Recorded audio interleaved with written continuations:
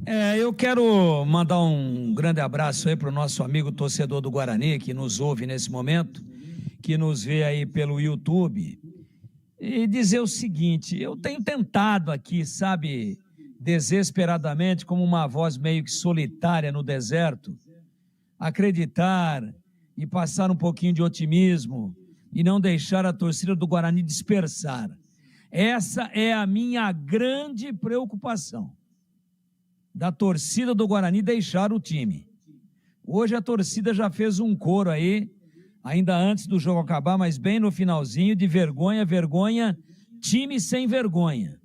Já chegou nesse nível.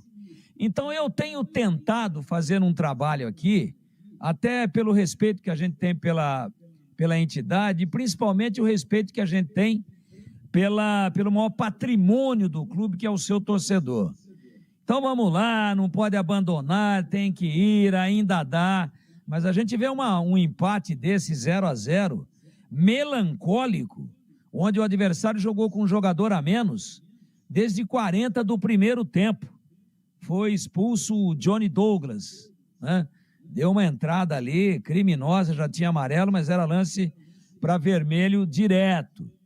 E aí a gente fala, não, agora vai pressionar. Sabe o que eu sinto nesse time do Guarani?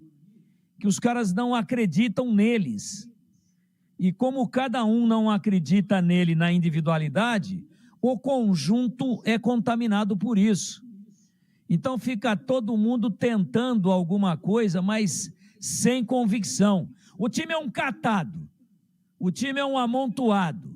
Eu falava aí de alguns desfalques importantes da equipe e tal, mas olha, voltaram hoje o Bilu, que aliás foi um dos poucos que se salvaram, e voltou também o Caio Melo. E para mim, o Marcelo Fernandes mexeu mal. O Caio Melo era o único cara que tentava alguma coisa de verticalidade, de evolução com a bola, que tentava fazer a bola chegar com alguma qualidade à frente. E ele tirou o Caio Melo e pôs o Isaac. O Isaac não pegou na bola. Ele não pegou na bola. Ele tentou ficar escondidinho lá na sombra, do lado esquerdo. Aí veio um pouco mais na meia, ali na meia direita, o Rafael Bilu. Fazia às vezes uma dobra com o Luiz Miguel, os dois pelo lado direito. E aí o Isaac, mas o Isaac não pegou na bola. Ora mais por dentro, ora na beirada. Mas aquela lentidão já conhecida de todos nós. Então o time é extremamente limitado, o elenco não oferece opções e o treinador, quando vai mexer, ainda erra.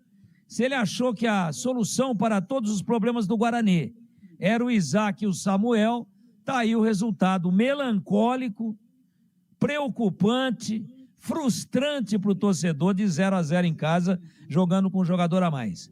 O Guarani não tem nada, não tem futebol de conjunto, não tem padrão de jogo, não tem qualidade individual e tem um conjunto totalmente desafinado, despersonalizado, sem confiança, um time que se entrega, um time que começa a dar errado, começa a errar passes, um time que não se impõe, que não tem coragem, que não tem autoridade de quem joga dentro dos seus domínios para ganhar do adversário que está na zona de rebaixamento juntamente com o Guarani e que jogou um pedaço do primeiro tempo e todo o segundo tempo. O jogo foi até 50, no primeiro tempo até 49. Então o Guarani jogou 56 minutos. 56 minutos com um jogador a mais. E criou muito pouco, muito pouco.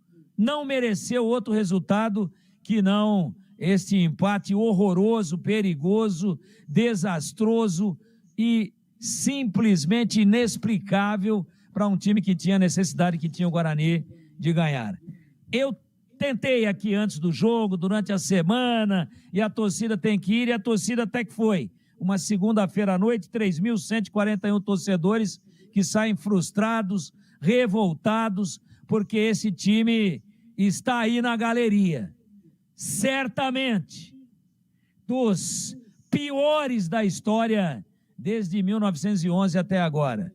É horrível, é lamentável, e o momento é crítico, perigoso, e o Guarani, eu lamento muito ter que dizer isso, mas a briga do Guarani daqui para frente vai ser para escapar do rebaixamento.